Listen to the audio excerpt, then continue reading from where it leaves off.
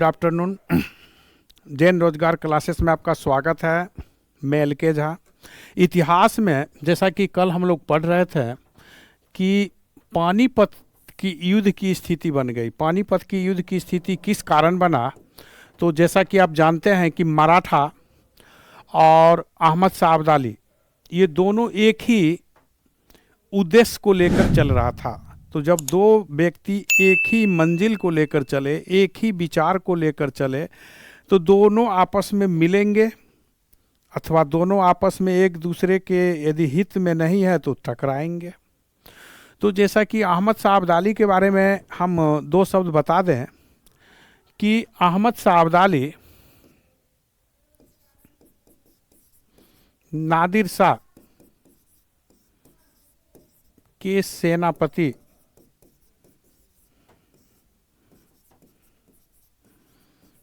अहमद शाह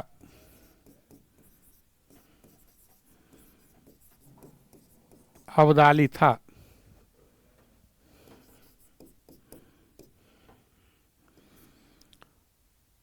सत्रह सौ सैंतालीस ईस्वी में अब्दाली ने दुरानी वंश की स्थापना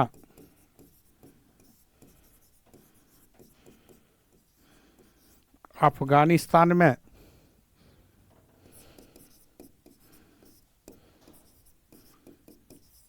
में किया। 1748 से 1767-68 के मध्य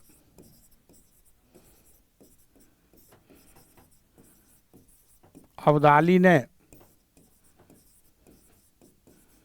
भारत पर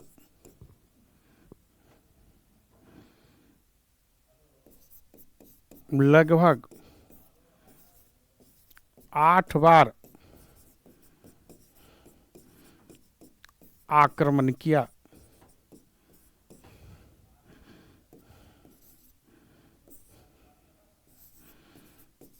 इनका पहला आक्रमण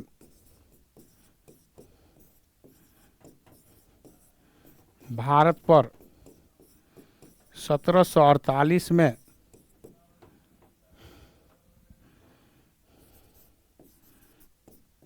हुआ था।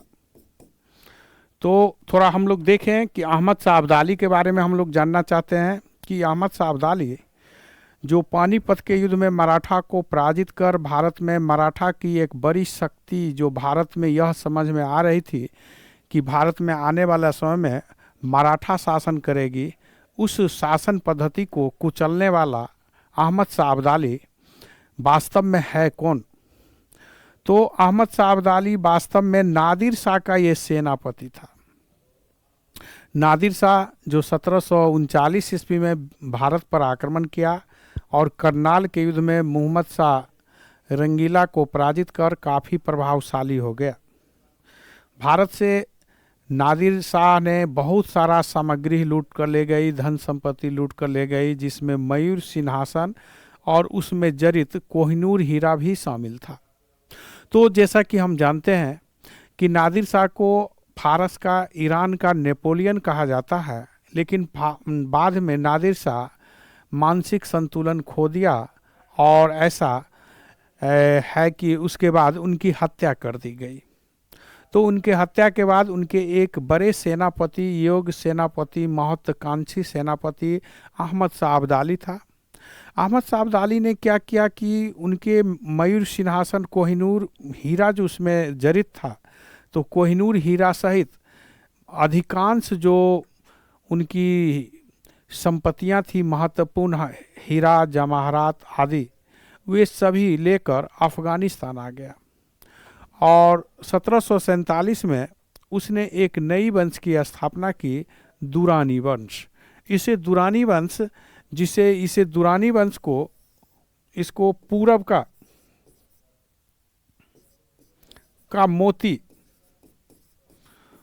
का मोती कहा गया। ये दुरानी वंश की स्थापना अहमद शाह अब्दाली ने किया। और फिर वह भारत की राजनीतिक समस्याओं को अच्छी तरह से कमजोरी को समझ रहा था। वह समझ रहा था कि भारत में बहुत ही आर्थिक रूप से नाजुक स्थिति है और इसका लाभ उठाते हुए 1748 से 1767-68 के बीच लगभग 8 बार आक्रमण अहमद शाह अब्दाली ने भारत पर किया। अहमद शाह अब्दाली का भी वही लक्ष्य है, वही उद्देश्य है जो हमने इससे पहले पढ़ चुका है कि मराठा का था।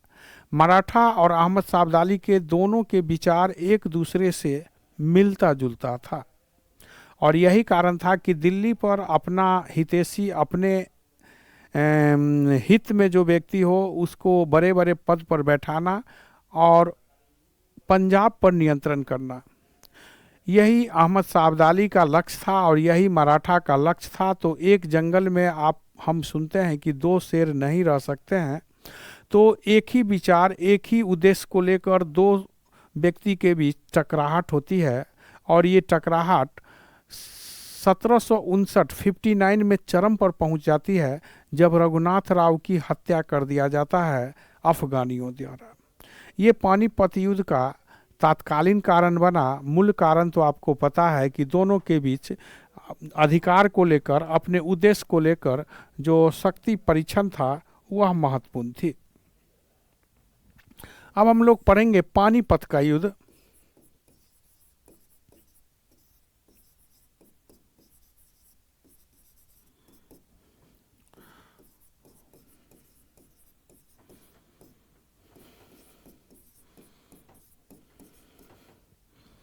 ये युद्ध मराठा और अफगान के बीच हुआ।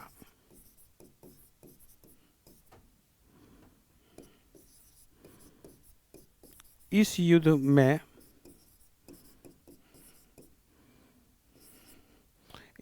मराठा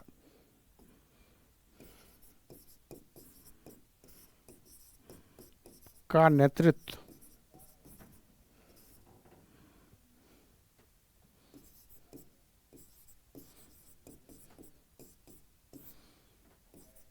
पेशवा के पुत्र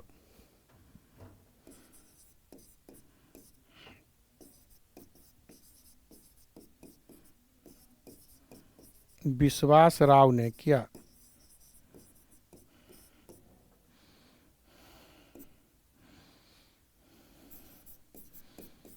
मराठा का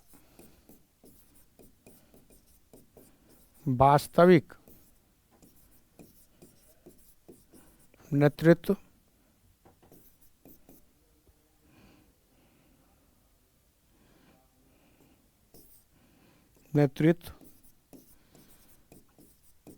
पेशवा के चचेरा भाई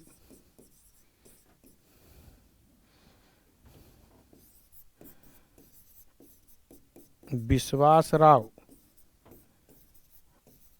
के चाचा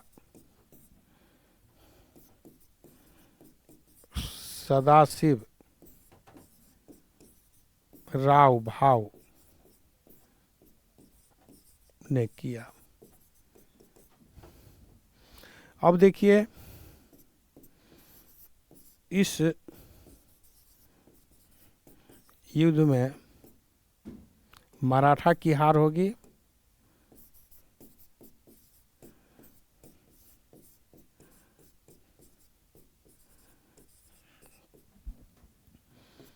पंडित काशीराज ने पराजय का कारण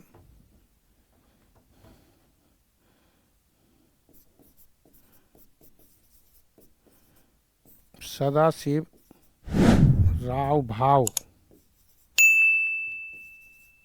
की रणनीति, सदाशिव राव भाव की रणनीति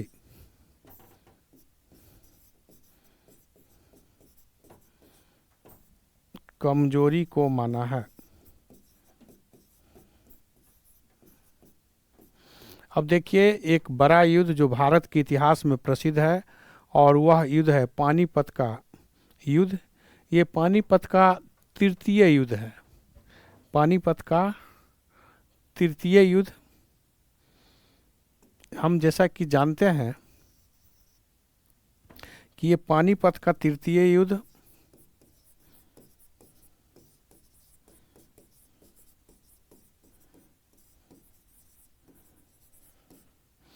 बहुत ही महत्वपूर्ण है इस दृष्टि से कि इस युद्ध ने यह डिसीजन दिया कि भारत में मराठा शासक नहीं होंगे। मुगल का उत्तराधिकारी मराठा को माना जाता था, लेकिन पानीपत के तृतीय युद्ध ने यह साबित कर दिया, यह संकेत दे दिया कि अब मराठा भारत के उत्तराधिकारी नहीं होंगे, क्योंकि ये एक बड़ी पराजय थी। और यह पराजय जो 14 जनवरी 1761 ईस्वी को अहमद शाह अब्दाली के साथ हुआ था। इस युद्ध में बालाजी बाजीराव के 18-19 वर्षीय पुत्र है विश्वास राव प्रधान सेनापति है, जो नाम मात्र का सेनापति है। वास्तविक सेनापति यदि हम देखा जाए तो मराठा के युद्ध में जो है वह बहुत ही महत्वपूर्ण पेशवा के जो चचेरा भाई है, जिसका नाम है सदाशिवराव भाऊ थे। सदाशिवराव भाऊ थे जो इस युद्ध में सबसे महत्वपूर्ण भूमिका निभा रहे थे। हालांकि पंडित काशीराज ने जो प्रत्यक्षदर्शी है 1761 के पानीपत के तृतीय युद्ध को, उसने सदाशिवराव की रणनीति को इस युद्ध का कारण माना है कि इस युद्ध में जो पराजित हुआ इसका मूल कारण है सदाशिवराव की कमजोरियां, रणनीति कमजोरी थी। सदाशिव भाव जैसा कि आप जानते हैं कि अहमद शाह अब्दाली लंबी अवधि तक मराठा के साथ आपस में बातचीत करने का एक दिखावटी किया, और वह तब तक दिखावटी की जब तक भारत की बड़ी शक्तियों को मराठा के विरुद्ध में न खड़ा कर दिया और साथ ही उनकी रसद पानी को काट न दिया हो। मराठा यानी सदाशिवराव भाव युद्ध के लिए कब उस समय तैयार हुआ जब पूरी तरह रसद पानी समाप्त हो गई है, घोड़ा लट्टू हो गए हैं, खाने के लिए मर रहे हैं, सैनिक को भी भरपेट भोजन नहीं मिल रही है। मराठा की सेना में जब विद्रोह की स्थिति उत्पन्न होने वाली है, उस स्थिति में सदाशिवराव युद्ध के लिए तैयार होता है और तब तक बहुत देर हो गई रहती है, रसद पानी इनकी काट दी जाती है। उस समय भी मराठा ने बड़ी ही जोश खरोश के साथ अफगानियों का मुकाबला किया, लेकिन अफगानियों की जो तुनम सेना थी यानी रिजर्व सेना थी, वह अचानक वापस आना, बीच में सदाशिवराव के जो मेन भतीजा यानी कि विश्वास राव की हत्या और विश्वास राव की मृत्यु के बाद सदाशिवराव को विलाप करने उसके पास जाना, इससे मराठा में यह संदेश गया कि सदाशिवराव भाव भी मारा गया और इससे मराठा का नेतृत्व छिन्न भिन्न हो गई। हालांकि कुछ समय तक हम देखेंगे कि इब्राहिम गर्दी मराठा का एक बहुत ही महत्वपूर्ण तोपखाना का मराठा तोपखाना का नेतृत्व इब्राहिम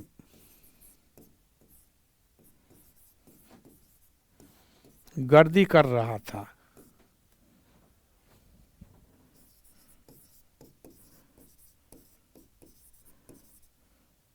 जो प्रारंभ में अफगानियों को काफी क्षति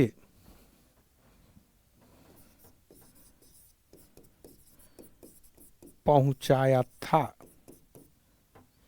तो हम देख सकते हैं कि इब्राहिम गर्दी अफगानियों के विरुद्ध मराठा की तोप सेना तोपची के प्रधान तोपची के रूप में बहुत ही महत्वपूर्ण कार्य किया और अफगानी को काफ़ी क्षति पहुंचाई। लेकिन अंततः अफगानी अहमद शाह अब्दाली की रणनीति की जगह मराठा छिन्न भिन्न हो गया। जैसा कि मराठा एक बहुत बड़ी गलती की कि शिवाजी के समय छापामार युद्ध जो किया जाता था तो ये गतिशील युद्ध नहीं कर पाया। मराठा के लिए फ्रंट टू फ्रंट युद्ध लड़ना एक नई विचार थी, एक नई तरह की सिस्टम थी, जिसको पूरी तरह से मराठा सेना अपने को उसमें एडजस्ट नहीं, यानी उस तरह से अपने आप को समायोजित नहीं कर पाया था। दूसरा, इनकी रसद पानी काट देना। तीसरा, इनको सहयोग देने वाले नहीं मिला। सूरजमल जैसे व्यक्ति के विचार को मराठा नहीं माना, जिसके कारण सूरजमल या मराठा या राजपूत, जाटो आदि किसी का भी समर्थन मराठा को नहीं मिला। जबकि अहमद शाह अब्दाली को भारत के बहुत बड़े बड़े जो मुस्लिम शासक है, उसे धर्म के आधार पर उनको अपने तरफ खींचने में सफल हो गया। मराठा की पराजय के बाद की स्थिति क्या रही, इस पर थोड़ा हम चर्चा करते हैं। मराठा के हार के सदमे पेशवा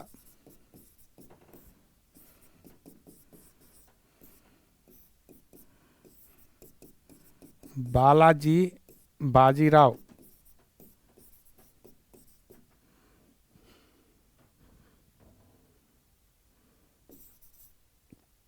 को कमजोर कर दिया और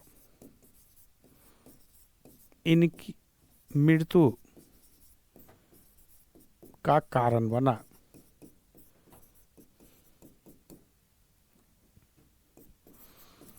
28,000 मराठा इस युद्ध में मारा गया। कोई भी ऐसा घर नहीं था मराठा का, कोई भी ऐसा घर नहीं था जहां शोक नहीं थी। मराठा के लगभग 28,000 सैनिक मारे गए। पेशवा स्वयं बालाजी बाजीराव इस सदमा से उभर नहीं पाए और जून 1761 में उनकी भी मृत्यु हो जाती है। जैसा कि आप जानते हैं कि सर देसाई लिखते हैं कि कोई भी ऐसा, और यदुनाथ सरकार ने भी इसका समर्थन में है, कि कोई भी ऐसा मराठा घर नहीं था जहां सोग नहीं था। यानी एक न एक मराठा हर घर से मारा गया था, अथवा उनके रिलेटिव थे, उनके संबंधित थे, उनके पड़ोसी थे जो इस युद्ध में मारे गए थे। तो इस प्रकार मराठा को भारी क्षति, यदि पहली बार शिवाजी को हम यह मान ले कि शिवाजी के द्वारा मराठा राज जब से स्थापित किया गया था, उसके बाद लगभग 125 वर्ष बीतने के बाद पहली एक बहुत बड़ी पराजय थी। हम पुरंदर की संधि या पुरंदर की जो संधि हुई, वहाँ शिवाजी भले ही थोड़ा कमज़ोर दिखाई देते हैं, लेकिन फिर तुरंत बहुत तेज़ी से उभरते हैं। हम उसी तरह देखेंगे कि भले ही मराठा के लिए पानीपत का युद्ध बहुत ही खतरनाक रही हो, अब तक की सबसे ज़्यादा कष्टदायी रही हो, सबसे ज़्यादा उसके लिए खतरा लाया हो, लेकिन इससे उभर कर फिर बाहर आ गया, और वह लाने वाला था माधव नारायण राव। ये 1761 से 1772 तक बड़े ही महत्वपूर्ण पेशवा हुए, और हम देख सकते हैं कि इनके काल में मराठा की खोई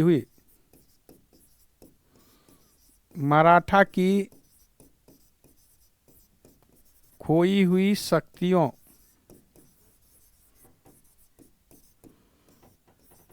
को वापस लाने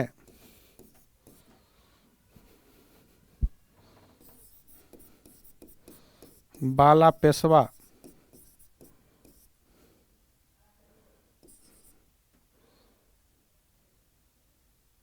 माधव नारायण राव प्रथम पेशवा माधव नारायण राव प्रथम थे। माधव नारायण राव इन्होंने निजाम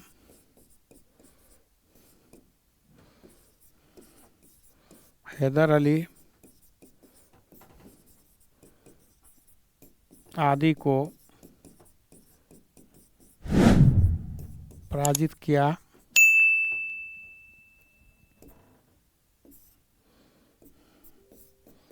1772 ईस्वी में महदजी सिंधिया ने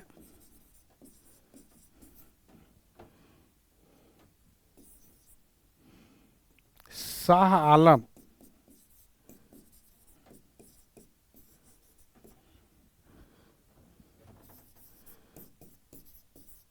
द्वितीय को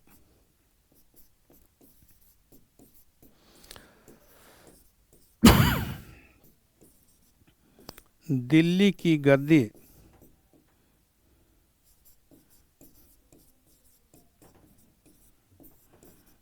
पर बैठाया।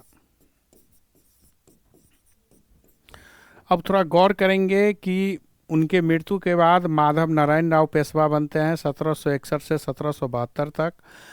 मराठा की खोई हुई शक्ति को वापस लाने वाला पेशवा माधव नारायण राव को कहा जाता है। माधव नारायण राव ने मराठा की खोई हुई शक्ति को वापस लाया और जैसा कि आप जानते हैं कि हैदराबाद के निजाम को पराजित किया, मैसूर के हैदर अली को पराजित किया और भी कई क्षेत्रीय राजाओं को इन्होंने पराजित कर मराठा की वर्चस्व को पुनः स्थापित करने का हर स्तर पर प्रयास कर दिया। लेकिन इनकी एक बहुत बड़ी समस्या आ गई और वह समस्या थी कि उनकी शारीरिक स्वास्थ्य की दृष्टि से कमज़ोर हो गए।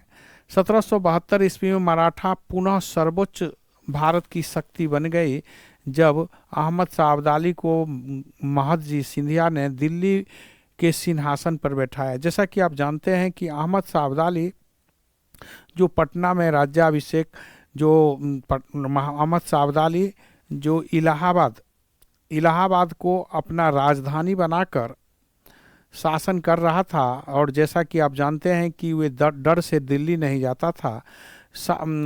अवध के नवाब शुजा उदौला उनको सहयोगी था, लेकिन मराठा ने दिल्ली ले जाकर उनको बैठाया शाह आलम द्वितीय तो दिल्ली के गद्दी पर और उन्हें उनकी सुरक्षा की व्यवस्था की। तो इस प्रकार हम देख लेते हैं कि मराठा 1772 तक जो 11 साल पहले पानीपत के युद्ध में मराठा ने जो कुछ खोई थी वह 1772 तक प्राप्त कर लिया, लेकिन इसके बाद मराठा ने वह खो दिया जिसे प्राप्त करना संभव नहीं हुआ और वह था माधव नारायण राव जैसे एक महान पेशवा जो काफ़ी प्रभावशाली पेशवा थी। उनकी क्षय रोग, टीबी रोग के कारण, तपेदिक रोग के कारण अचानक मृत्यु हो जाती है। तो 1772 ईस्वी में माधव नारायण राव की जो मृत्यु हो गई, इनकी मृत्यु मराठा के लिए उतने खतरनाक हुए जितने खतरनाक पानीपत की तृतीय युद्ध नहीं थी। हमें इस बात को समझना होगा कि मराठा की पतन तृतीय पानीपत के युद्ध में कमज़ोर जरूर हुआ था, लेकिन उसकी रिकवरी माधव नारायण राव प्रथम ने कर दी थी। लेकिन दुर्भाग्य मराठा के साथ थी। माधव नारायण राव की मृत्यु के साथ मराठा के लिए अनंत निशारात्रि का युग शुरू हो गया। अब मराठा की नेतृत्व कमज़ोर हुआ, सत्ता के लिए ये लोग आपस में लड़े और अंततः इसका लाभ अंग्रेज को मिला।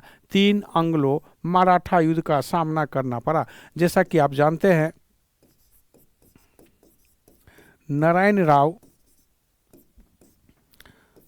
1772-73 में ये नारायण राव तो बनते हैं, लेकिन इनका हत्या इनके चाचा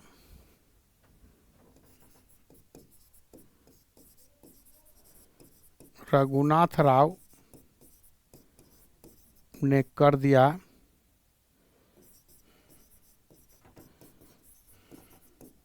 जो रघोवा के नाम से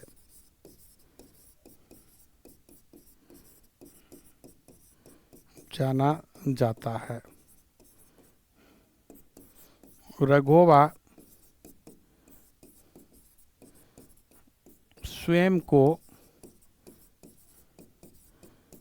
पेशवा घोषित किया।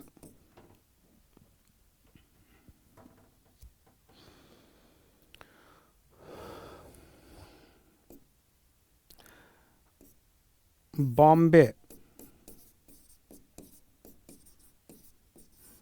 प्रेसिडेंसी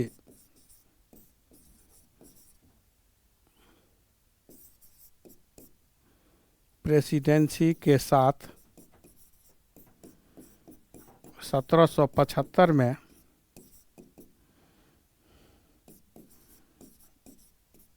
सूरत की संधि की।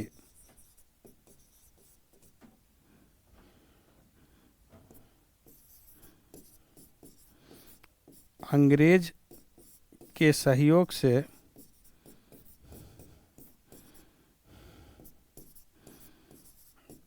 पेशवा बनकर शासन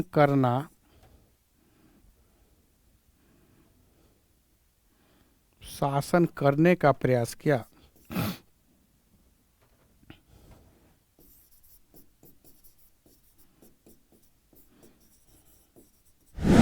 अब आप देखेंगे कि माधव नारायण राव की मृत्यु के बाद स्थिति मराठा के लिए बहुत ही खतरनाक हो गई। नारायण राव शासक तो बना, लेकिन नारायण राव का हत्या उनके ही चाचा रघुनाथ राव ने कर दिया, जिसे इतिहास में रघोवा नाम से जाना जाता है। ये रघुनाथ राव रघोवा जो है, ये रघोवा सत्ता पाने के लिए अंग्रेज के साथ हर स्तर पर संधि सहयोग समझौता करने के लिए तैयार हो गया। अपने को पेशवा घोषित कर दिया नारायण राव की हत्या करवाकर, और इस प्रकार मराठा में काफ़ी आंतरिक कलह की स्थिति उत्पन्न हो गई। दूसरी ओर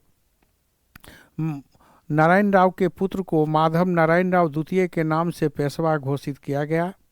तो इधर हम देखेंगे अपने को पेशवा साबित करने के लिए रघोवा रघुनाथ राव ने 1775 में पुणे की संधि किया, 1775 में सूरत की संधि किया।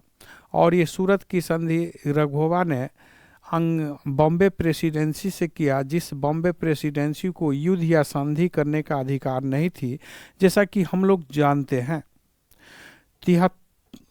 1773 में रेगुलेटिंग एक्ट 1773 के अधीन यह व्यवस्था की गई कि युद्ध या संधि यानी किसी राजा से किस प्रकार का संबंध रखेगा, इसका निर्धारण बंगाल प्रेसिडेंसी करेगी।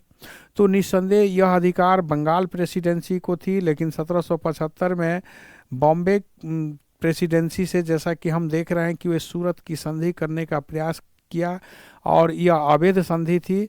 फिर 1776 में बरगांव की पुरंदर की संधि, 1776 में पुरंदर की संधि के द्वारा अंग्रेज ने यह माना कि सूरत की संधि अवैध थी और उसने माधव नारायण राव द्वितीय को पेशवा तो स्वीकार किया रघोवा के स्थान पर, लेकिन यह बहुत ही अव्यवस्थित रही, वास्तविकता में नहीं रही। रघोवा ने जो क्षेत्र अंग्रेज को दिया था वह क्षेत्र भी अंग्रेज कंडीशन था कि हमें पेशवा बनाना है, वह क्षेत्र अंग्रेज ने छोड़ने से इनकार कर दिया।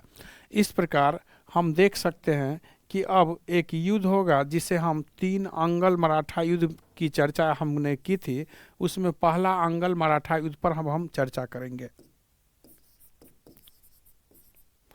माधव नारायण राव द्वितीय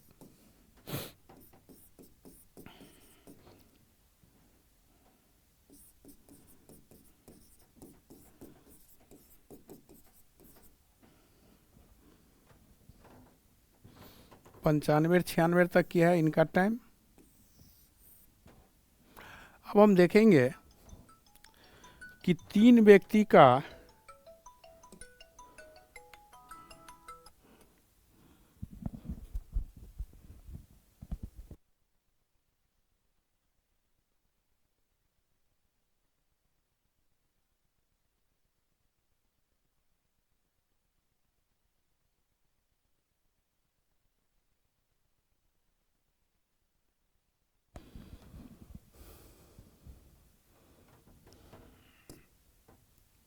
हम लोग देखेंगे कि एक बहुत ही महत्वपूर्ण घटना होगा, और वह घटना होगा माधव नारायण राव को राजा बनाया गया, पेशवा बनाया गया। ये कम उम्र के हैं, तो एक बारपाई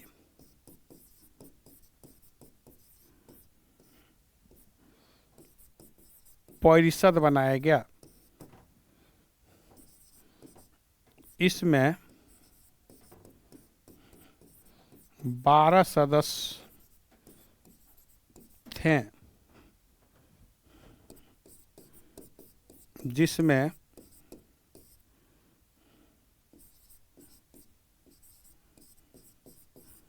महदजी सिंधिया,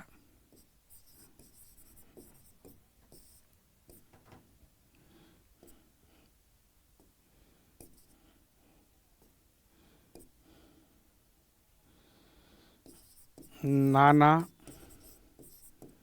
फडणवीस और शाखा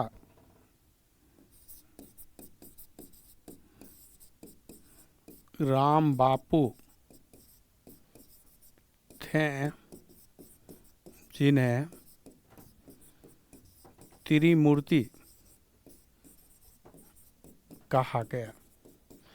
मराठा शक्ति, जैसा कि आप जानते हैं कि मराठा सरदारों ने रघोबा को पेशवा मानने से इनकार किया, और नारायण राव के पुत्र जो बहुत छोटे हैं, जिनको माधव नारायण राव द्वितीय नाम से पेशवा घोषित कर दिया। और फिर ये सरदारों ने 12 सदस्यों का एक परिषद बनाया गया, वह बारपाई परिषद, जिसका उद्देश्य था कि शासन पद्धति की एक कोर कमेटी थी। यह प्रशासनिक कार्यों को देखने वाली, नीतिगत नीति निर्धारण करने वाली कमेटी थी, जिसमें 12 महत्वपूर्ण सरदारों को शामिल किया गया था। और इन सरदारों में सबसे महत्वपूर्ण सरदार थे, उसमें 3 महत्वपूर्ण थे: महदजी सिंधिया, शाखा राम बापू और नाना फडणवीस। जैसा कि आप जानते हैं कि नाना फडणवीस, जो जनार्दन इनकी मूल्य नाम था, वास्तविक नाम था, इन्हें मराठा का मैकियावेली कहा गया है। यानी जिस प्रकार ये बहुत बड़े राजनीतिज्ञ यूरोप में मैकियावेली थे, ऐसे ही मराठा के लिए मैकियावेली की संज्ञा जनार्दन को दिया गया है, नाना फडणवीस को। शाखाराम बाबू बहुत ही कुशल बुद्धिजीवी, सलाहकार और विशेषज्ञ थे राजनीतिज्ञ के। महदजी सिंधिया महान सेनापति और साथ ही उतने ही महान राजनीतिज्ञ थे। तो फिर ये 3 बड़े व्यक्ति की बागडोर में माधव नारायण राव पेशवा के रूप में काम करना शुरू किया। जैसा कि आप जानते हैं कि पूना की ये सूरत की संधि जो 1775 में बॉम्बे प्रेसिडेंसी से रघोबा यानी रघुनाथ राव ने किया था, वह अवैध थी। तो फिर हम देख सकते हैं कि 1776 में पुरंदर की संधि द्वारा सूरत की संधि जो हुआ था, उसको अवैध घोषित किया गया, रद्द किया गया। अब हम देखेंगे प्रथम अंगल मराठा युद्ध।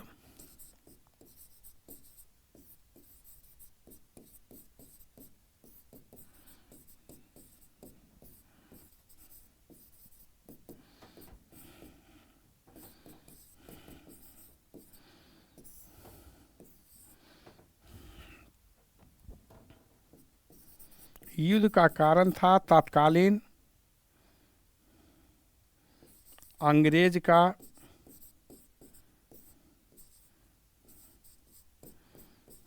मराठा के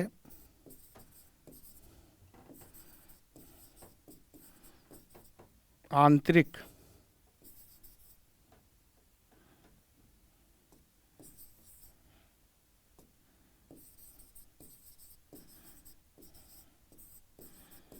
मामलों में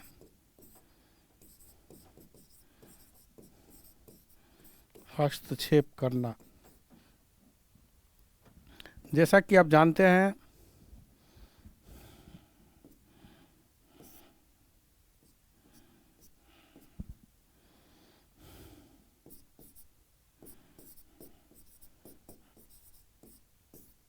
सलवाई की संधि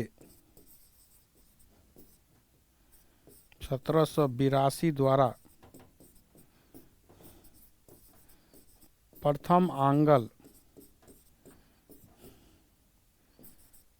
मराठा युद्ध का समापन हुआ।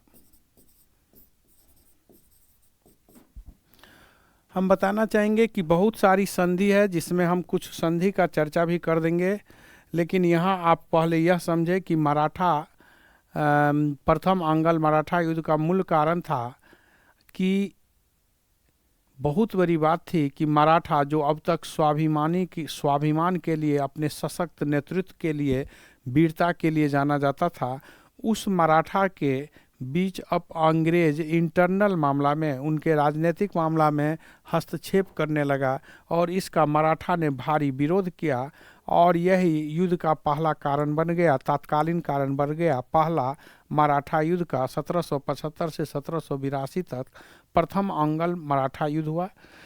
हम देखेंगे कि इस बीच में जो ये बात चली थी, इसके अंदर कई संधि हुई थी। सूरत की संधि, ये सूरत की संधि 1775 में हुआ है।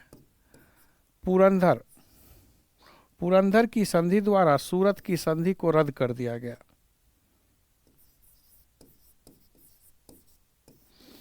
पुरंदर की संधि 1776 में, बरगांव की संधि 1779 में,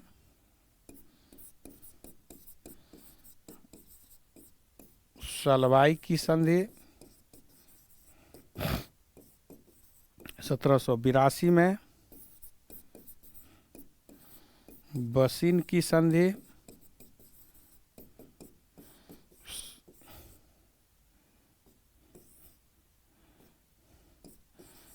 1802 में,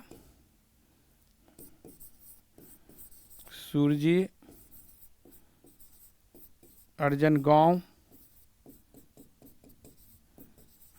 की संधि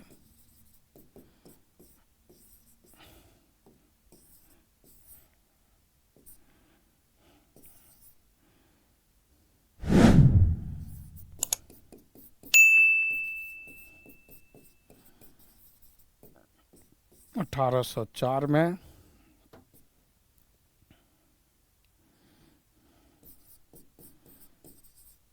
राजपुर घाट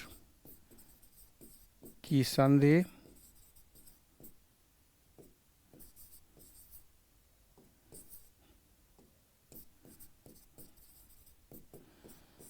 1805 में,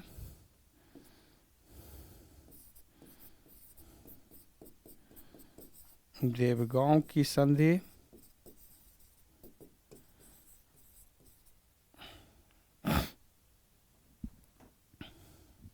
ये मराठा के बीच ये संधि है जो अंग्रेज के साथ अथवा उनके साथ सहायक संधि किया गया है। तो सूरत की संधि रघोबा के साथ था। पुरंदर की संधि के द्वारा सूरत की संधि को रोका गया। जब युद्ध प्रथम आंग्ल मराठा चल रही थी उस समय बरगांव की संधि द्वारा कुछ समय तक युद्ध को रोका गया, लेकिन पुनः युद्ध हुआ और फिर सलवाई की संधि द्वारा युद्ध को पूरी तरह समाप्त कर दिया गया। तो प्रथम आंग्ल मराठा युद्ध इस प्रकार समाप्त हो गया। अब देखेंगे कि जब मराठा में प्रथम आंग्ल मराठा युद्ध के बीच समाप्त हो गया तो अंग्रेज ने यह मान लिया कि किसी भी प्रकार का हम हस्तक्षेप नहीं करेंगे। अंग्रेज ने मराठा के आंतरिक मामला से पूरी तरह दूरी बनाने का प्रयास किया, लेकिन एक बहुत बड़ी दुर्भाग्य रही कि हम आगे देखेंगे एक बहुत बड़ी घटना घटित हो गई और वह था कि बाजीराव द्वितीय जो 1795-96 में शासक बनता है, पेशवा बनता है, 1818 तक रहता है। इस दौरान हम देखेंगे कि मराठा की जो एक परिसंघ है, मराठा परिसंघ,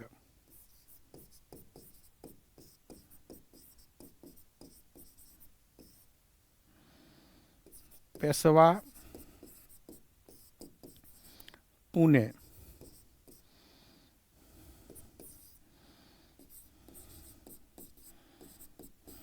दूसरा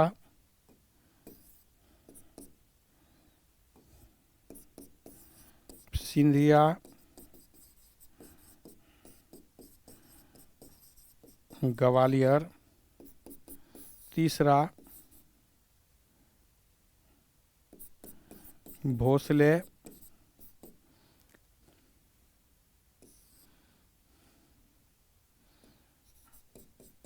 नागपुर। चौथा होलकर इंदौर। पांचवा गायकवाड़ बड़ौदा। इसके अतिरिक्त कोल्हापुर भी महत्वपूर्ण थी।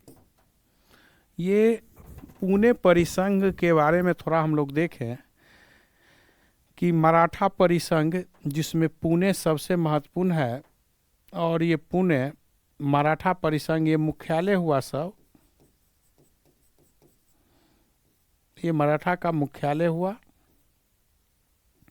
तो इसमें हम देखेंगे पेशवा पुणे से, ग्वालियर से सिंधिया, होलकर इंदौर से भोसले नागपुर से, और गायकवाड़ बड़ौदा से, यानी बड़ौदा जो कहलाता था वर्तमान में बड़ौदा है। यहाँ इनकी हेड क्वार्टर थी, राजधानी थी, मुख्यालय थी, ये शासन कर रही थी। और ये इनमें सबसे महत्वपूर्ण पेशवा यानी कि पुणे हेड क्वार्टर मराठा की थी, और आपस में सभी मिलजुल कर शासन कर रहे थे, एक दूसरे के परस्पर सहयोगी थे। पेशवा सबके प्रमुख थे। होलकर जैसा कि आप जानते हैं, और चाहे वह होलकर हो चाहे भोसले हो, आपस में इन लोग का संबंध बेहतर नहीं रहा। कोल्हापुर से भी ताराबाई के वंशज यानी शिवाजी द्वितीय के वंशज अपना प्रभाव जमाया हुआ था।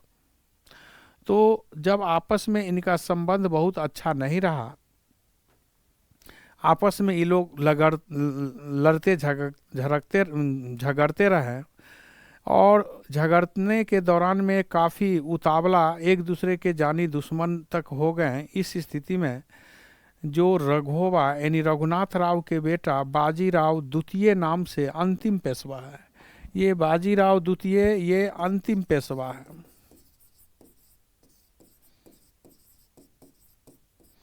अंतिम पेशवा है।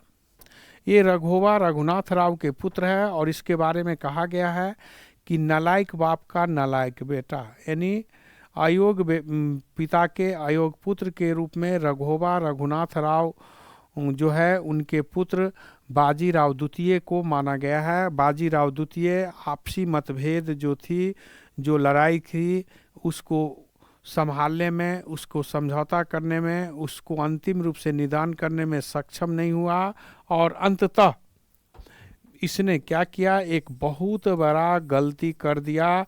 ये मराठा के लिए सबसे खतरनाक रहा। 31 दिसंबर 1802 ईस्वी को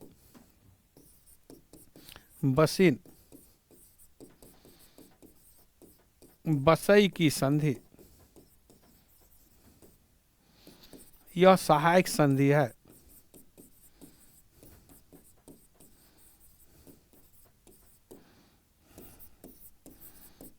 पेशवा ने संधि कर मराठा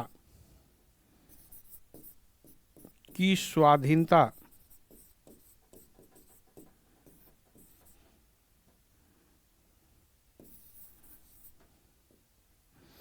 मराठे की स्वाधीनता को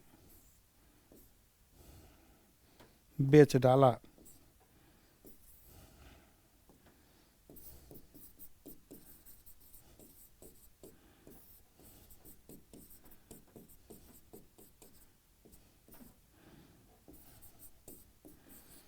अब आप देखिए कि ये जो बाजीराव द्वितीय है ये बहुत ही अयोग्य पेशवा है, अंतिम पेशवा है। इसने अंत में आपसी मतभेद को नहीं संभाल पाया और 31 दिसंबर 1802 ईस्वी को इसने वह कर दिया जो नहीं करना चाहिए, और वह था वशिन की सहायक संधि कर लिया।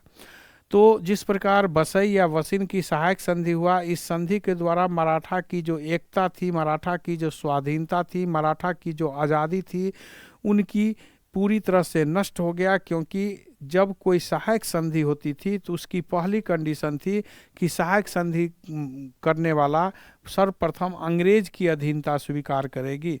और जब घर की मुखिया यानी मराठा जो पेशवा, जो मराठा का मुखिया था, सबसे प्रधान था, उसने ही अंग्रेज की अधीनता स्वीकार कर लिया। तो जब मुख्य आदमी घर का जो है मेन आदमी अधीनता स्वीकार कर ले, तो फिर दूसरे जो अन्य व्यक्ति है उनको अधीनता स्वीकार करने के लिए करना, विवश करना, मजबूर करना बहुत बड़ी बात नहीं होती है। और इसी क्रम में हम देखेंगे कि द्वितीय आंग्ल मराठा युद्ध हुआ। ये 1700 मराठा युद्ध हुआ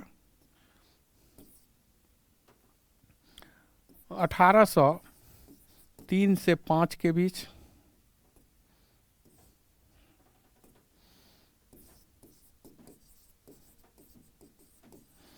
इस युद्ध का, जैसा कि आप जानते हैं कि इस युद्ध का कारण यही था कि जब मेन मुखिया यानी पेशवा ने अधीनता स्वीकार कर ली, तो इसी प्रकार से जो सिंधिया है, भोसले है, होलकर है, गायकवाड़ है, ये लोग भी अधीनता स्वीकार करें।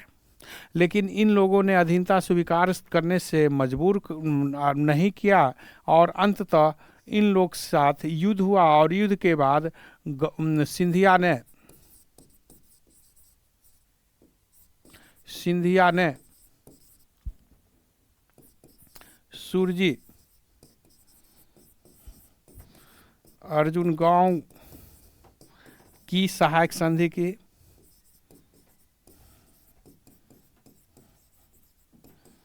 इसी प्रकार हम देखेंगे होलकर ने राजपुर घाट की सहायक संधि की।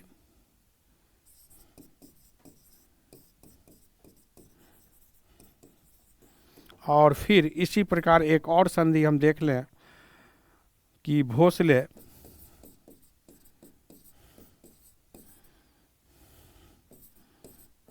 देवगांव की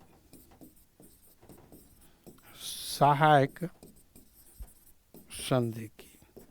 तो इस प्रकार हम देख ले सकते हैं कि बसई के सहायक संधि द्वारा जब पेशवा ने अधीनता स्वीकार कर लिया, तो सुरजी अर्जुगांव की संधि द्वारा सिंधिया को, देवगांव की संधि द्वारा भोसले को, और इसी प्रकार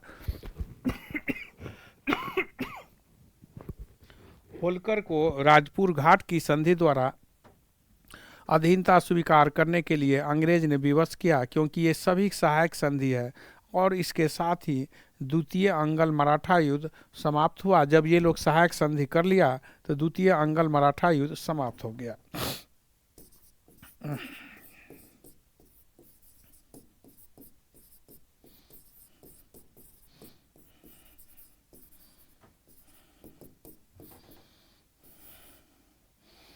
अब हम लोग थोड़ा तृतीय अंगल मराठा युद्ध को देख लें। 1817 से 19 तक के बीच चलेगा।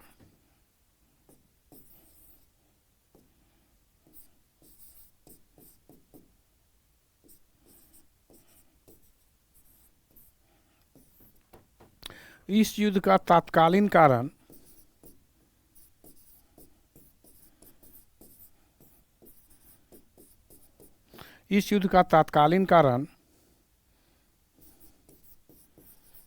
रेजिडेंट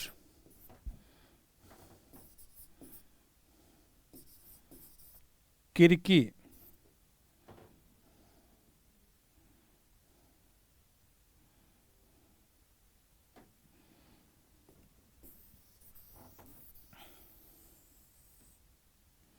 इस युद्ध का तत्कालीन कारण देखेंगे। पूना के पास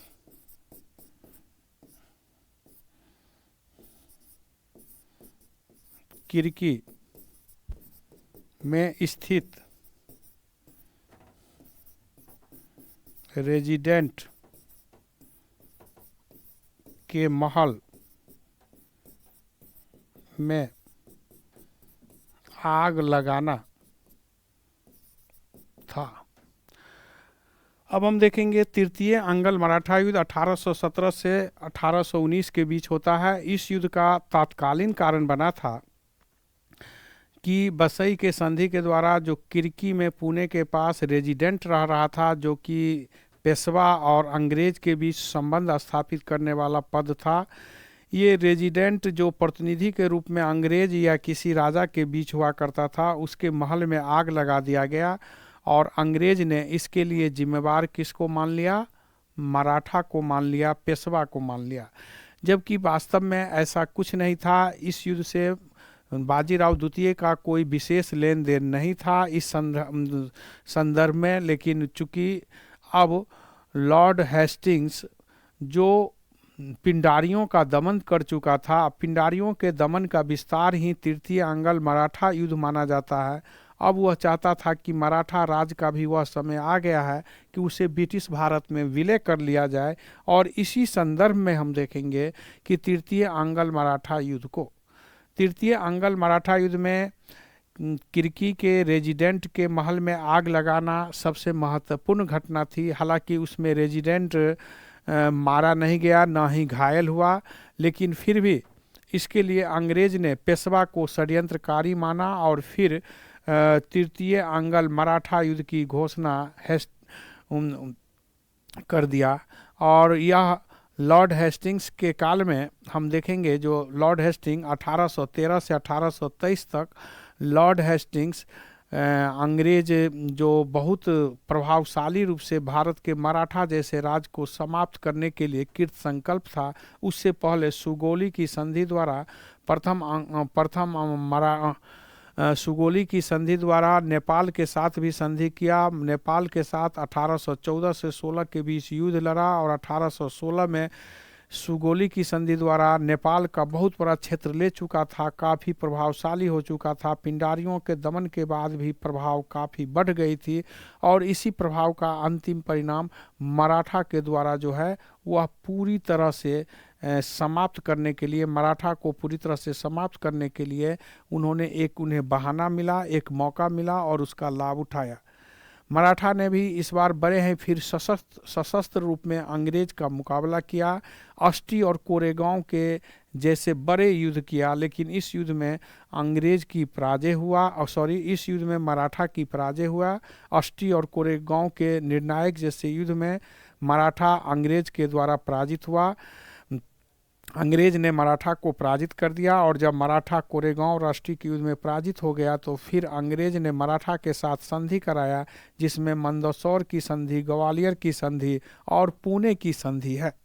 इन संधियों के द्वारा मराठा जो है मराठा राज को छिन-भिन कर गया। पुणे के संधि जैसा कि आप जानते हैं कि पेशवा बाजीराव द्वितीय को पेशवा पद समाप्त करके उन्हें कानपुर के पास बिठूर में भेज दिया गया और फिर जो सतारा का एक छोटा सा क्षेत्र शिवाजी के वंशज को देकर इस तरह से मराठा राज या शिवाजी की जो सपना थी उसको एक छंदम रूप से, आभासी रूप से जिंदा रहने दिया और पूरी तरह से अपने राज्य में मराठा साम्राज्य को मिला लिया। यह विलय भारत में अंग्रेज के विजय अभियानों का एक बहुत बड़ा महत्वपूर्ण परिणाम हुआ।